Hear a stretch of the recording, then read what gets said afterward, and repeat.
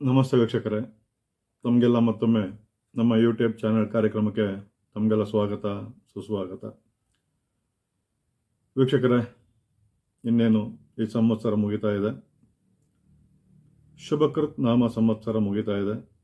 ಕ್ರೋಧಿ ನಾಮ ಸಂವತ್ಸರ ಪ್ರಾರಂಭವಾಗ್ತಾ ಇದೆ. ನಾವೇನು ಜನವರಿ ತಿಂಗಳಲ್ಲಿ ಹೊಸ ವರ್ಷ ಅಂತ ಆಚರಣೆ ಮಾಡ್ತಾ ಇದ್ದೀವಿ. ನಾವು ಸನಾತನ ಧರ್ಮದವರಾಗಿರೋದ್ರಿಂದ ನಮಗೆ ಹೊಸ ವರ್ಷ ಪ್ರಾರಂಭ ಆಗುವಂಥದ್ದು ಉಗಾದಿಯ ದಿನ. ಈ ಉಗಾದಿಯ ದಿನ 9ನೇ ತಾರೀಕು ಏಪ್ರಿಲು 2024ರಲ್ಲಿ ಪ್ರಾರಂಭ ಆಗ್ತಾ ಇದೆ. ಈ ಒಂದು ಸಂವತ್ಸರದ ಹೆಸರು ನಮ್ಮ ಸನಾತನ ಧರ್ಮದಲ್ಲಿ 60 ಸಂವತ್ಸರಗಳನ್ನು ಸೂಚಿಸಲಾಗಿದೆ. ಅಂದರೆ 60 ವರ್ಷಗಳು. 60 ವರ್ಷಗಳಾಗ್ತಾ ಇದ್ದಂಗೆ ಮತ್ತೆ ಇನ್ನೊಂದು ಹೊಸ ವರ್ಷಗಳು ಶುರು ಆಗ್ತಾ ಬರುತ್ತೆ. ಅದರಲ್ಲೇ ಬಹಳ ಮುಖ್ಯವಾಗಿ ಎಲ್ಲ ಸಂವತ್ಸರಗಳು ಮುಖ್ಯವಾಗುತ್ತೆ. ಒಂದೊಂದು ಸಂವತ್ಸರದಲ್ಲಿ ಯಾವೆಲ್ಲ ಒಳ್ಳೆಯದು ಯಾವೆಲ್ಲ ಕೆಡುಕುಗಳಾಗಬಹುದು ಅನ್ನೋದು ನಮ್ಮ ಪುರಾಣಗಳಲ್ಲಿ ಕಂಡುಬರುತ್ತೆ ವೀಕ್ಷಕರೇ. ಅದೇ ರೀತಿ ನೋಡೋದಾದರೆ ಈ 9ನೇ ತಾರೀಕು ಏಪ್ರಿಲ್ 2024ರಿಂದ ಪ್ರಾರಂಭವಾಗುವಂತಹ ಕ್ರೋಧಿ ನಾಮ ಸಂವತ್ಸರ ನಮ್ಮ ಸನಾತನ ಧರ್ಮದವರಿಗೆ ಹೊಸ ವರ್ಷದ ಪ್ರಾರಂಭದ ದಿನ. ಈ ಹೊಸ ವರ್ಷದ ಪ್ರಾರಂಭದ ದಿನ ಅಂದಿನ ಕುಂಡಲಿಯಲ್ಲಿ, ಅಂದರೆ ಅವತ್ತಿನ ಕುಂಡಲಿಯಲ್ಲಿ ಗ್ರಹಗಳ ಒಂದು ಸ್ಥಿತಿಗತಿಗಳ ಆಧಾರದ ಮೇಲೆ ಪ್ರಪಂಚದ ಆಗುಹೋಗುಗಳು, ದೇಶದ ಆಗುಹೋಗುಗಳ ಬಗ್ಗೆ ವಿಸ್ತಾರವಾಗಿ ನಮಗೆ ಪಂಚಾಂಗ ಶ್ರವಣವನ್ನು ನಾವು ಮಾಡ್ತೀವಿ. ಪಂಚಾಂಗ ಶ್ರವಣ ಕ್ರೋಧಿನಾಮ ಸಂವತ್ಸರದ ರಾಶಿಗಳ ಬಗ್ಗೆ ನೀವು ಅನೇಕ ವಿಡಿಯೋಗಳಲ್ಲಿ ನೋಡಿರ್ತೀರ, ಯೂಟ್ಯೂಬ್ಗಳಲ್ಲಿ ನೋಡಿರ್ತೀರ, TV ಮಾಧ್ಯಮಗಳಲ್ಲಿ ನೋಡಿರ್ತೀರ. ಅದೇ ರೀತಿಯಾಗಿ ನನ್ನ ಒಂದು ಲೆಕ್ಕಾಚಾರ, ನನ್ನ ಒಂದು ಅವತ್ತಿನ ಗ್ರಹಗಳ ಒಂದು ಲೆಕ್ಕಾಚಾರದ ಮೇಲೆ ಈ ಕ್ರೋಧಿನಾಮ ಸಂವತ್ಸರದಲ್ಲಿ ಏನೆಲ್ಲ ಒಳ್ಳೆಯದಾಗಬಹುದು ಅಥವಾ ಏನೆಲ್ಲ ಕೆಡುಕುಗಳಾಗಬಹುದು ಅನ್ನೋದಾದರೆ, ಬಹಳ ಮುಖ್ಯವಾಗಿ ಸಂವತ್ಸರದ ಹೆಸರಲ್ಲೇ ಗೊತ್ತಾಗುತ್ತೆ ಕ್ರೋಧಿ ನಾಮ ಸಂವತ್ಸರ. ಕ್ರೋಧಿ ಅಂತ ಹೇಳಿದ್ರೆ ಕ್ರೋಧ, ಕ್ರೋಧ ಅಂತ ಹೇಳಿದ್ರೆ ಕೋಪ. ಈ ಕೋಪದಿಂದ ಈ ಒಂದು ಸಂವತ್ಸರದಲ್ಲಿ ಪ್ರಪಂಚದ ಅನೇಕ ಜನರು ಸಾಕಷ್ಟು ತೊಂದರೆಗಳಿಗೆ ಗುರಿಯಾಗ್ತಾರೆ. ತಮ್ಮ ತಮ್ಮ ಇಚ್ಛೆಯ ಅನುಸಾರವಾಗಿ ನಡ್ಕೊಂಡು ತಾವೇ ತೊಂದರೆಗಳನ್ನು ತಂದುಕೊಳ್ಳುವಂತಹ ಸಂವತ್ಸರ ಶ್ರೀ ಕ್ರೋಧಿನಾಮ ಸಂವತ್ಸರ. ಈ ಕ್ರೋಧಿನಾಮ ಸಂವತ್ಸರದಲ್ಲಿ ಅವತ್ತಿನ ಒಂದು ಕುಂಡಲಿಯ ಆಧಾರದ ಮೇಲೆ ನೋಡೋಕ್ಕಾದ್ರೆ ಬಹಳ ಮುಖ್ಯವಾಗಿ ನಾವು ರಾಜ್ಯ, ದೇಶ, ನಾವು ಕರ್ನಾಟಕ ರಾಜ್ಯದಲ್ಲಿದ್ದೀವಿ, ಬೆಂಗಳೂರು ನಗರದಲ್ಲಿದ್ದೀವಿ, ಹಾಗೆ ಭಾರತದ ರಾಷ್ಟ್ರದಲ್ಲಿದ್ದೀವಿ ನಾವು. ಆ ರೀತಿ ನೋಡೋದಾದ್ರೆ ಈ ಕ್ರೋಧಿನಾಮ ಸಂವತ್ಸರದಲ್ಲಿ ಬಹಳ ಮುಖ್ಯವಾಗಿ ಕುಜಗ್ರಹ ರಾಜನಾಗಿರ್ತಾನೆ. ಕುಜ ಅಂತ ಹೇಳಿದ್ರೆ ಕ್ರೋಧ. ಕುಜನ ವಾರ ಮಂಗಳವಾರ.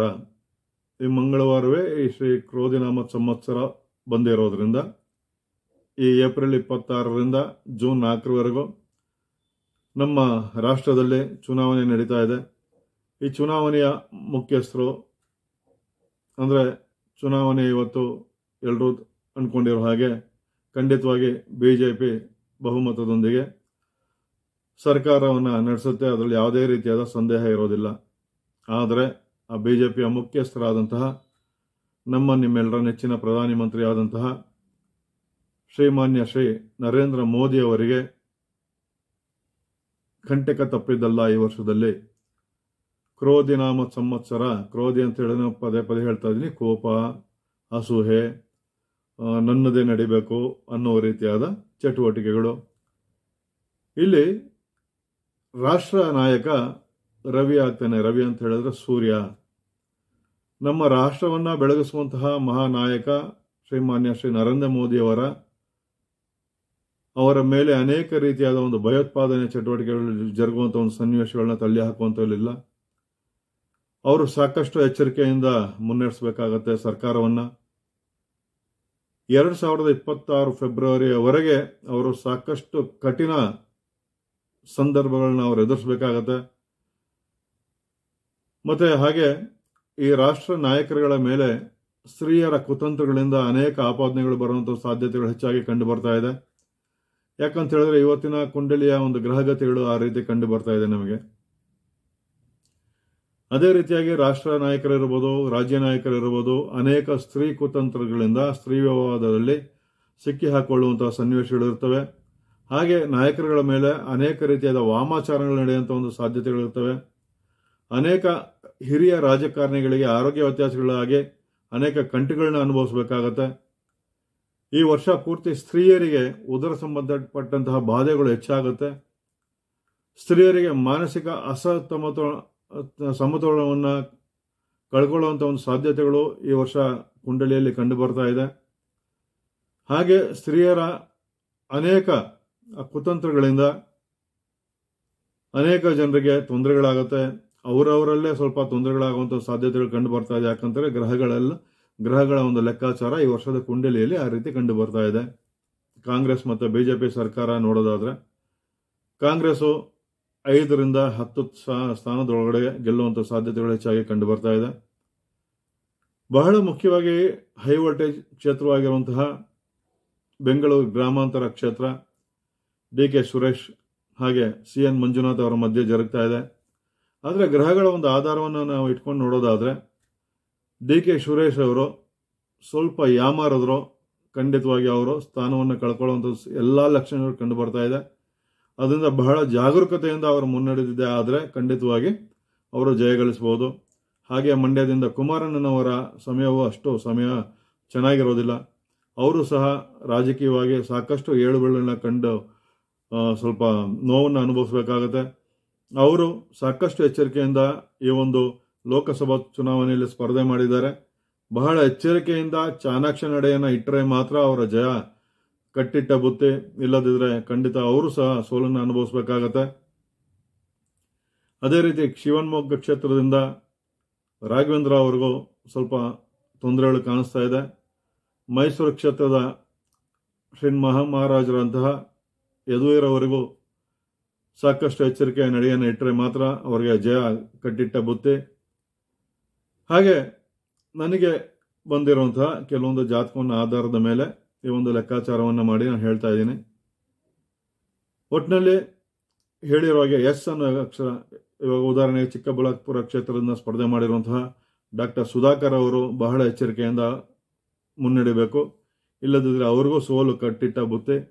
ಈ ರೀತಿ ನೋಡೋದಾದ್ರೆ ಎಸ್ ಅನ್ನೋ ಅಕ್ಷರದಿಂದ, ಪಿ ಅನ್ನೋ ಅಕ್ಷರದಿಂದ, ಹಾಗೆ ಈ ಒಂದು ರಾಷ್ಟ್ರ ರಾಜಕಾರಣದಲ್ಲೇ ರಾಷ್ಟ್ರ ರಾಜಕಾರಣದ ಸ್ತ್ರೀಯರಿಗೆ ಕಂಟಕ ತಪ್ಪಿದ್ದಲ್ಲ. ಅವರು ಅನೇಕ ಅಪವಾದಗಳಿಗೆ ಗುರಿಯಾಗಬೇಕಾಗತ್ತೆ. ರಾಷ್ಟ್ರ ರಾಜಕಾರಣದಲ್ಲೇ ರಾಜಕಾರಣದ ಒಂದು ಅನೇಕ ಹಗರಣಗಳು ಬಯಲಿಗೆ ಬರುವಂತಹ ಒಂದು ಸನ್ನಿವೇಶ ಈ ಯುಗಾದಿಯ ಒಂದು ಗ್ರಹಗಳ ಒಂದು ಆಧಾರದ ಮೇಲೆ ಕಂಡು ಬರ್ತಾ ಇದೆ. ಅನೇಕ ವಿವಾದಗಳು ನಮ್ಮ ಕೇಂದ್ರ ಸರ್ಕಾರಕ್ಕೆ ತಪ್ಪಿದ್ದಲ್ಲ ಅಂತ ಹೇಳ್ಬೋದು. ವೀಕ್ಷಕರೇ, ನಿಮ್ಮ ಜಾತಕದಲ್ಲಿ ಖಂಡಿತವಾಗಿ ನೀವು ಅಭಿವೃದ್ಧಿ ಹೊಂದಬೇಕು ಅಂತ ಇದ್ರು, ನೀವೆಂಥ ಕೆಳಮಟ್ಟದಲ್ಲಿದ್ರು ಖಂಡಿತವಾಗಿ ಕೋಟ್ಯಾಧಿಪತಿಯಾಗಿ ಭಗವಂತ ಮಾಡೇ ಮಾಡ್ತಾನೆ. ನಿಮ್ಮ ಹಣೆಯ ಬರದಲ್ಲಿ ಬರೆದಿರುವಂಥದ್ದು ನೀವೆಷ್ಟು ಕೆಳಮಟ್ಟದಲ್ಲಿದ್ದರೂ ಖಂಡಿತ ಅದನ್ನು ತಪ್ಪಿಸಕ್ಕೆ ಸಾಧ್ಯ ಇರೋದಿಲ್ಲ.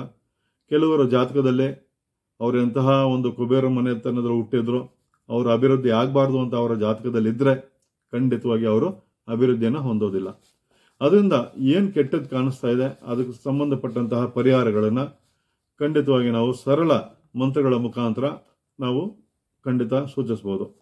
ಈ ಕಲಿಯುಗದಲ್ಲಿ ಮಂತ್ರ ಶಕ್ತಿಯಿಂದ ಬರುವಂಥ ತೊಂದರೆಗಳನ್ನ ಖಂಡಿತವಾಗಿ ನಾವು ದೂರ ಮಾಡ್ಕೋಬಹುದು ಅನ್ನೋದು ನಮ್ಮ ಗ್ರಂಥಗಳಲ್ಲಿ ಕಂಡು ಬರ್ತಾ ಇದೆ. ವೀಕ್ಷಕರೇ, ಎಲ್ರಿಗೂ ಶುಭವಾಗಲಿ ಅಂತ ಹೇಳಿ ಆ ಭಗವಂತನಲ್ಲಿ ನಾನು ಪ್ರಾರ್ಥನೆಯನ್ನು ಮಾಡುತ್ತಾ ಈ ಕಾರ್ಯಕ್ರಮವನ್ನು ಮುಗಿಸ್ತಾ ಇದ್ದೀನಿ. ಮತ್ತೆ ನಿಮ್ಮ ಭೇಟಿ ಮುಂದಿನ ಕಾರ್ಯಕ್ರಮದೊಂದಿಗೆ. ಅಲ್ಲಿವರೆಗೂ ಧನ್ಯವಾದಗಳು. TV12 ಕನ್ನಡ, ಇದು ಕನ್ನಡಿಗರ ಧ್ವನಿ.